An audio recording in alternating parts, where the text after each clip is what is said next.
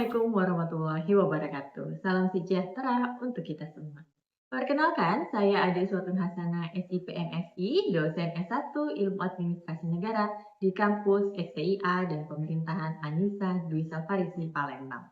Perkenankan, saya kali ini membahas mata kuliah yang saya ampu yaitu Metode Penelitian Administrasi.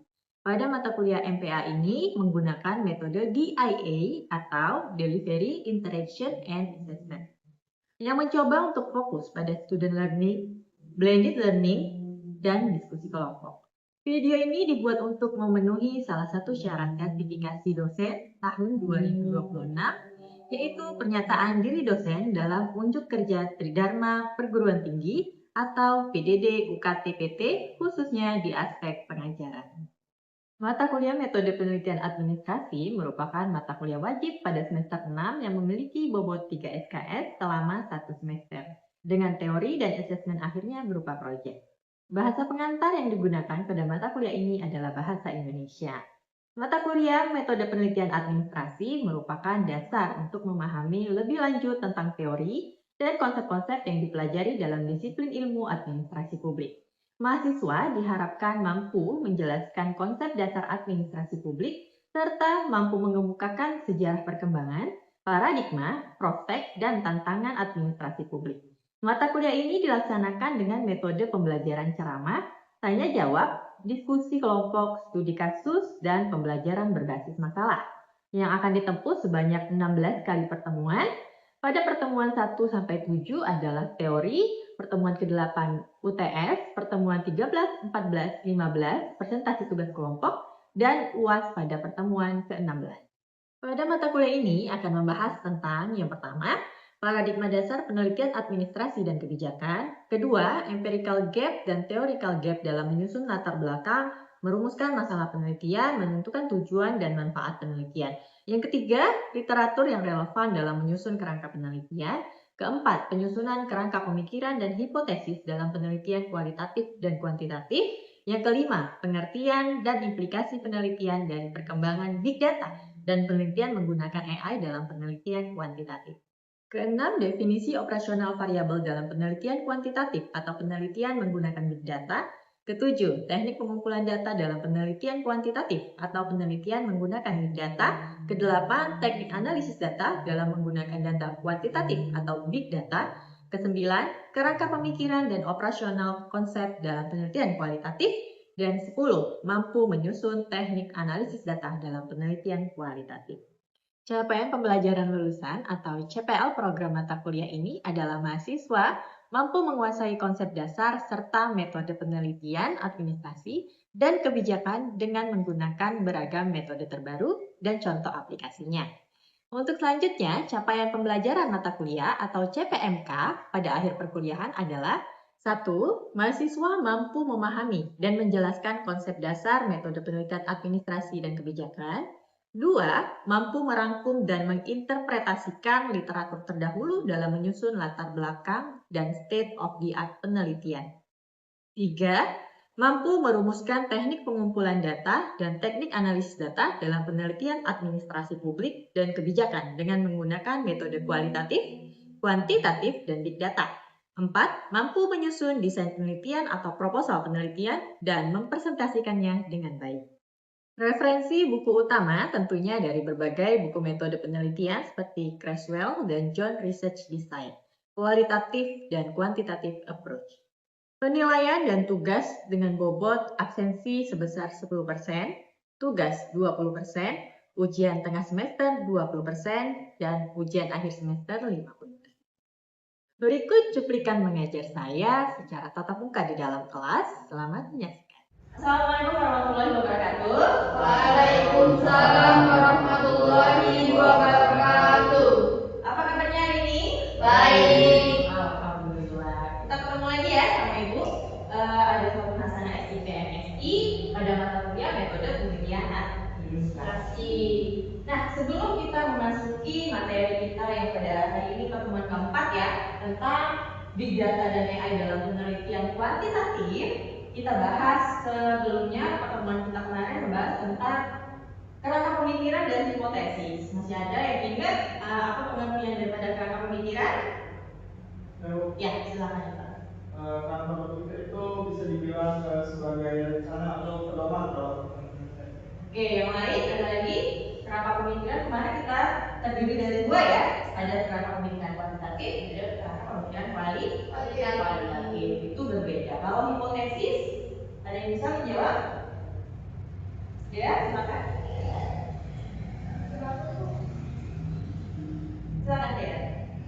Hipotesis mungkin kurang lebih sifatnya kayak pendapat sendiri. Ya, jadi hipotesis itu perkiraan sementara yang ada pada penelitian kuantitatif, sehingga yang membedakan kerangka pemikiran kualitatif dan kuantitatif itu adalah hipotesis. Oke. Nah, pada metode penelitian administrasi khususnya penelitian kuantitatif, di sini kita akan mempelajari bagaimana cara memanfaatkan big data dan AI. Sebelum masuk ke materi, saya akan menjelaskan sub-CPNK atau capaian perkuliahan Mahatma, yaitu mahasiswa mampu menjabarkan pengertian dan implikasi penelitian dari perkembangan big data dan penelitian menggunakan AI dalam penelitian kuantitatif. Jadi di akhir mata kuliah itu capaian yang harus kalian tempuh ya. Nah, ada yang masih ingat pengertian daripada penelitian kuantitatif? Masih. Nah, jadi penelitian kuantitatif itu adalah penelitian yang menggunakan pendekatan yang sistematis dan numerik, gitu ya. Jadi menggunakan angka, berbeda dengan penelitian kualitatif. Nah, jadi kenapa di sini memerlukan big data atau penggunaan AI gitu ya dalam penelitian? Karena dalam big data itu ada 5 karakteristik yang bisa kita pahami daripada big data untuk sebuah penelitian kuantitatif. Yang pertama ada volume, yang kedua velocity, yang ketiga variety, yang keempat veracity, dan yang kelima value. Jadi kelima V ini memiliki pengertian yang menggambarkan apa itu big data yang akan kita butuhkan dalam penelitian administrasi khususnya di kuantitatif, pendekatan kuantitatif gitu ya. Nah, jadi dimulai dari yang pertama volume. Volume itu yaitu data yang jumlahnya sangat besar yang sudah tidak bisa kita hitung lagi secara konvensional seperti itu. Lalu ada velocity, kecepatan data yang dihasilkan gitu ya. Jadi yang tidak mampu kita hitung satu-satu. Lalu variety, keragaman jenis data yang sangat banyak, misalnya dari jenis kelamin, data kelahiran, kematian, dan segala macam itu.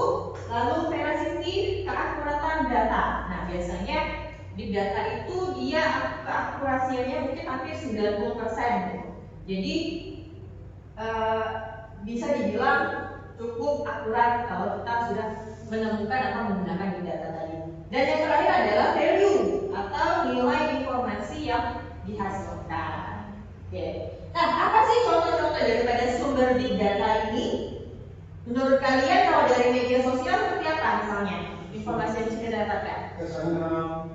Instagram, Facebook, ada lagi?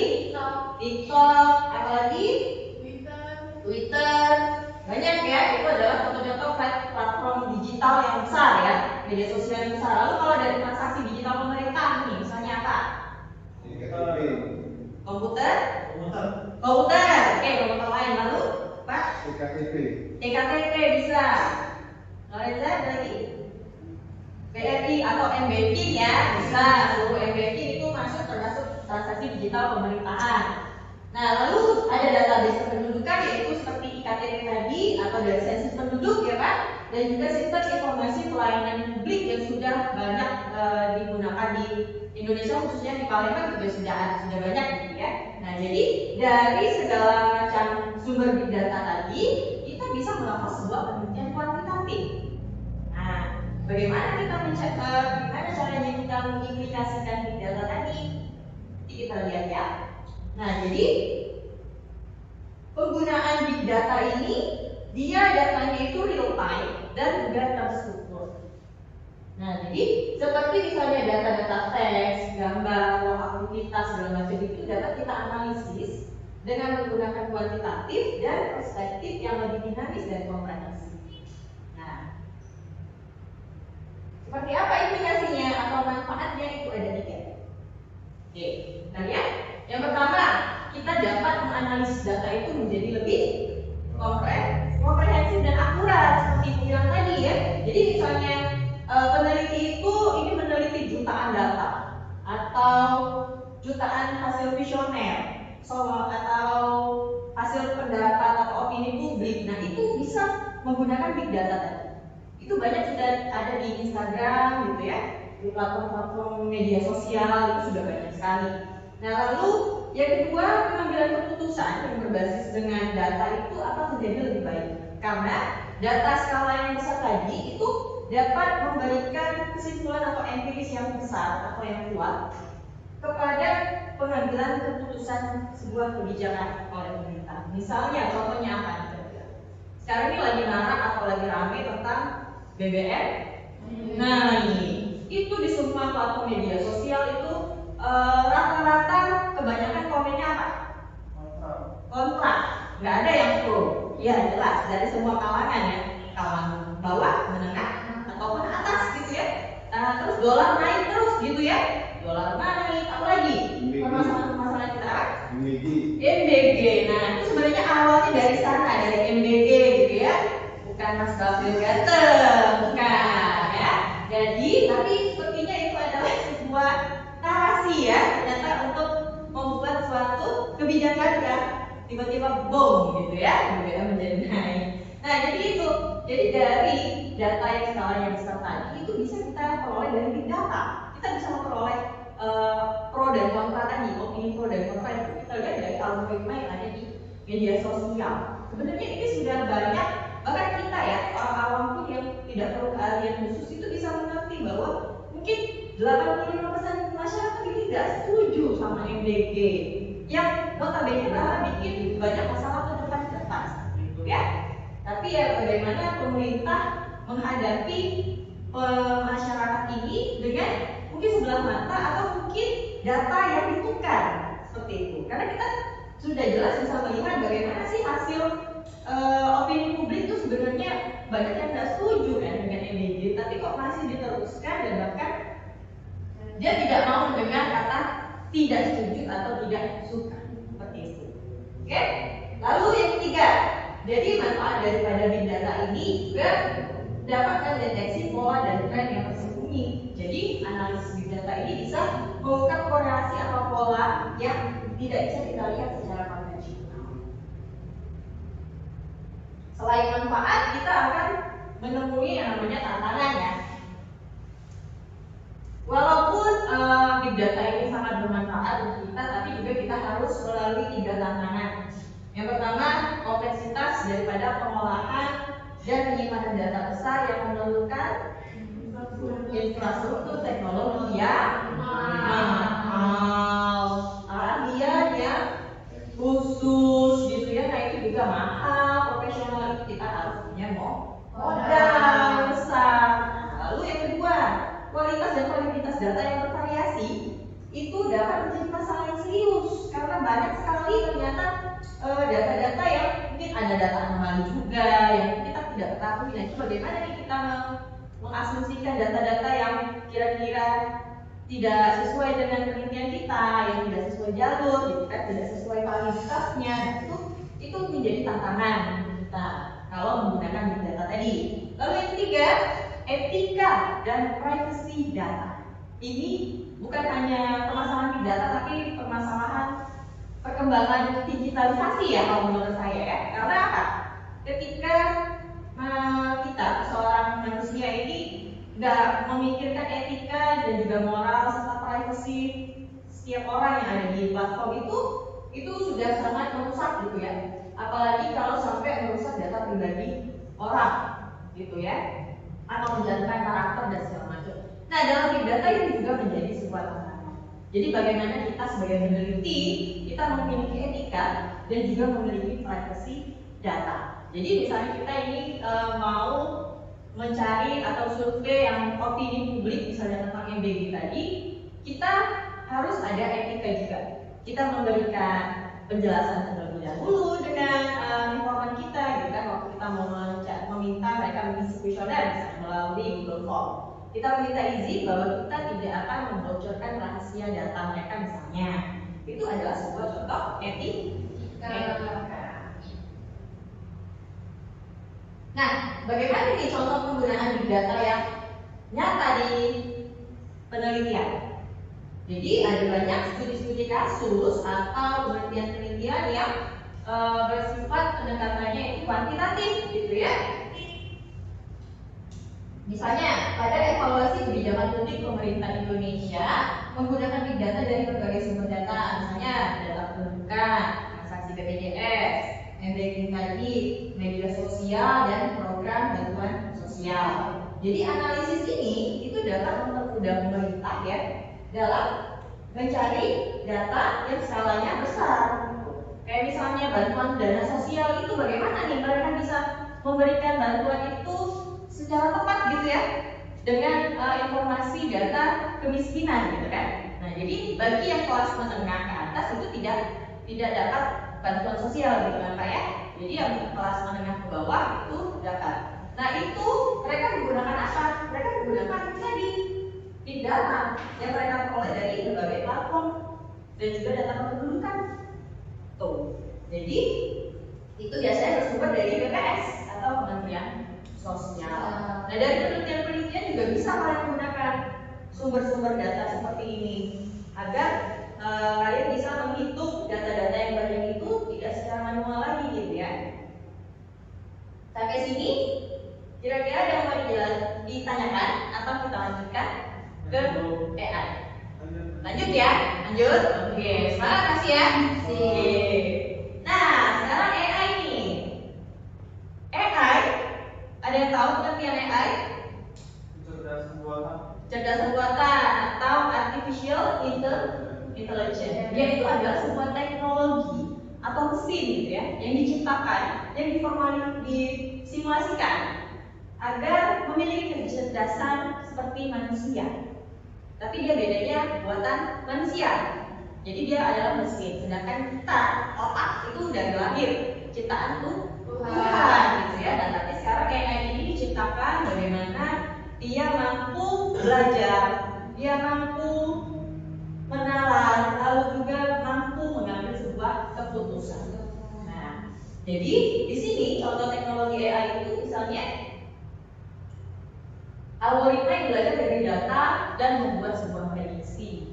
Nah, jadi ada namanya NLP, Natural Language Processing. Jadi kemampuan AI dalam memahami dan memproses bahasa manusia secara otomatis.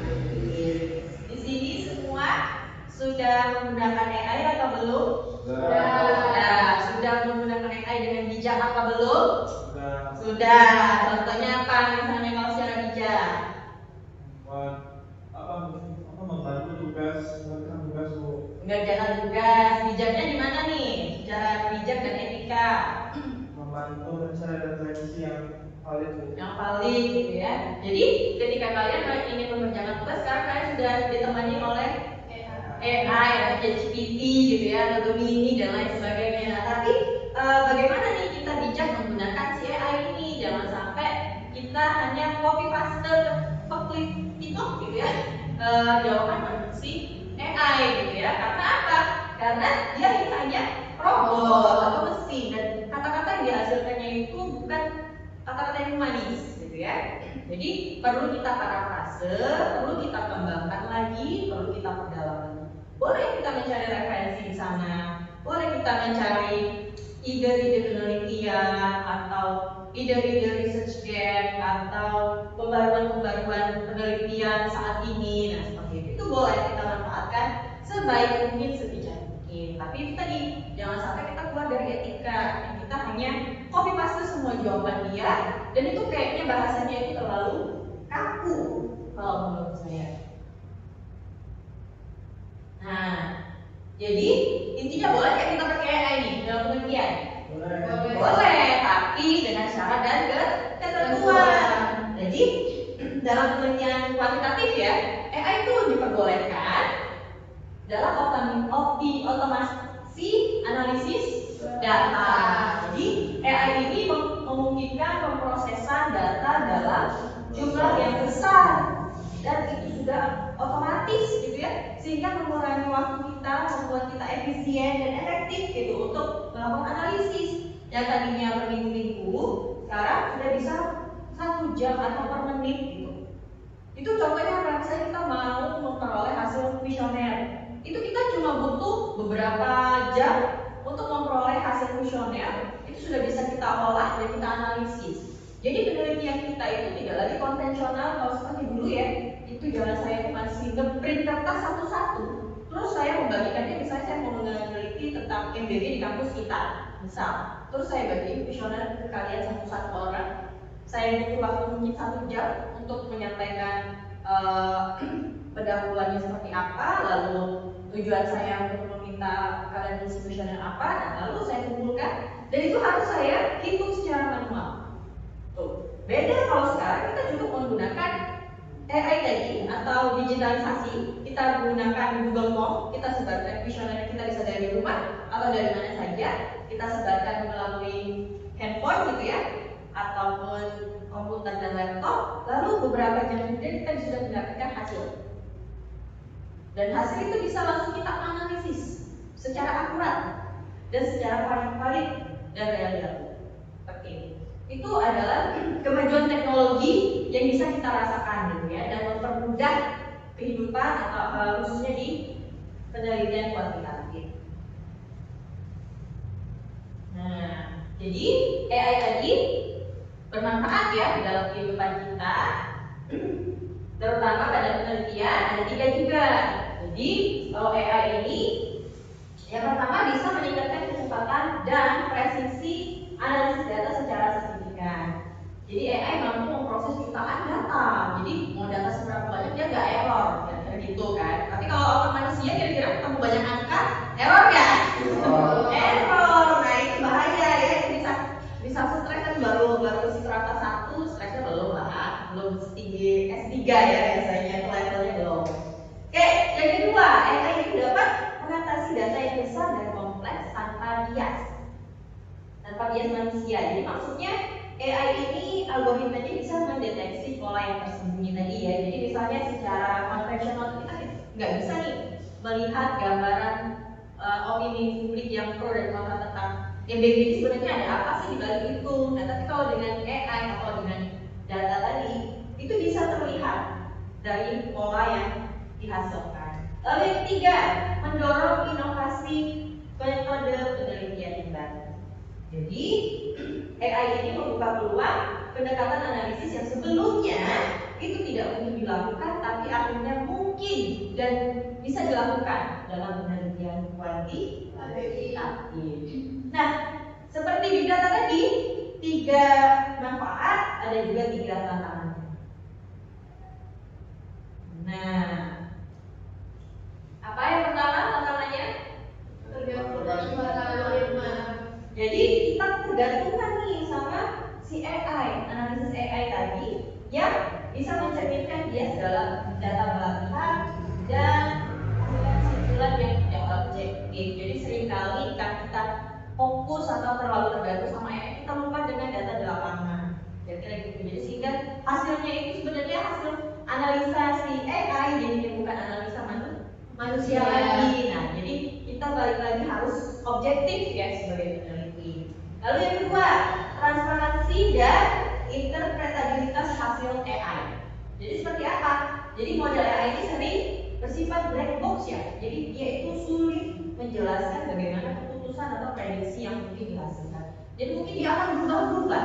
Kalau misalnya kita kasih permasalahan ini dan ini, lalu kira-kira solusi atau kesimpulan yang bisa diberikan apa? Nanti kita kasih lagi pertanyaan yang sama, itu mungkin agak beda. Jadi itu mungkin dibilang ya seperti inkonsisten. Ya, jadi balik lagi kita sebagai peneliti harus subjektif. Nah, lalu yang ketiga, tantangannya adalah kita perlu keahlian teknis yang khusus gitu. Peneliti membutuhkan kompetensi pemrograman dan pemahaman algoritma.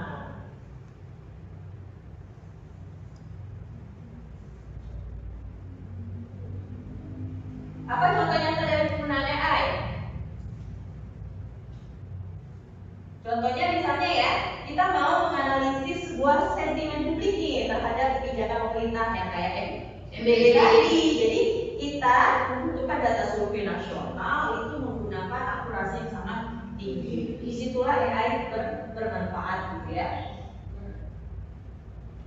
Nah, yang terakhir, bagaimana nih kita mengintegrasi big data dengan AI agar bisa membuat penelitian kita menjadi mudah, efisien, dan efektif gitu ya. Yang pertama, big data itu dapat menyediakan data yang sangat besar di berbagai platform digital. Lalu itu menjadi sebuah bahan baku untuk kita melakukan penelitian. Yang kedua, langkahnya AI yang mengolah dan menganalisis data itu. Nah, kemudian yang ketiga, sinergi big data dan AI ini dapat meningkatkan kualitas dan efisiensi penelitian kita. Ini adalah 3 langkah yang bisa kita lakukan dalam penelitian untuk mengintegrasikan big data tadi yang sebagai bahan mentahnya ke hasil analisis oleh AI. Tapi balik lagi, kita harus subjektif sebagai peneliti agar tidak terjadi bias dan juga melanggar etika serta privacy dan data. Oke. Sekarang saya minta kalian untuk melakukan tugas yang dibagi menjadi 2-3 orang gitu ya. Kalian membuat sebuah jurnal penelitian yang sesuai template. Nanti silakan kalian gunakan big data dan AI, gunakan analisis AI dan big data. Berarti kalian tidak perlu terjun ke lapangan, silakan analisis melalui big data, melalui media sosial atau sistem pelayanan pemerintah, gitu ya. Nah, lalu nanti ini akan kalian presentasikan. Oke? Untuk tugas ada yang ditanyakan? Cukup? Kalau tidak ada, berarti kita masuk ke kesimpulan, gitu ya. Bagaimana kita melihat big data dan AI ini sebagai sebuah peluang baru. Oke? Jadi dalam penelitian kuantitatif, big data dan AI ini adalah sesuatu yang baru yang bisa kita manfaatkan sedemikian rupa, tapi dengan memperhatikan etika tadi, yang akan menjadi kunci keberhasilan kita dalam mengimplementasi kebijakan. Oke, sampai sini saya kira sudah cukup. Kita bertemu lagi minggu depan. Jangan lupa tugasnya dan tetap semangat ya. Oke, terima kasih. Wassalamualaikum warahmatullahi wabarakatuh. Waalaikumsalam warahmatullahi wabarakatuh. Demikian deskripsi singkat dan cuplikan proses mengajar saya dengan mata kuliah metode penelitian administrasi. Semoga dapat menjadi gambaran pengajaran yang saya lakukan. Saya mengucapkan terima kasih kepada seluruh pihak yang terlibat, seluruh jajaran pimpinan, dosen, rekan sejawat, serta mahasiswa di SPIA dan Pemerintahan Anissa di Salvarisi Palembang, serta LL Dikti Wilayah 2 Palembang. Demikian yang dapat saya sampaikan. Assalamualaikum warahmatullahi wabarakatuh.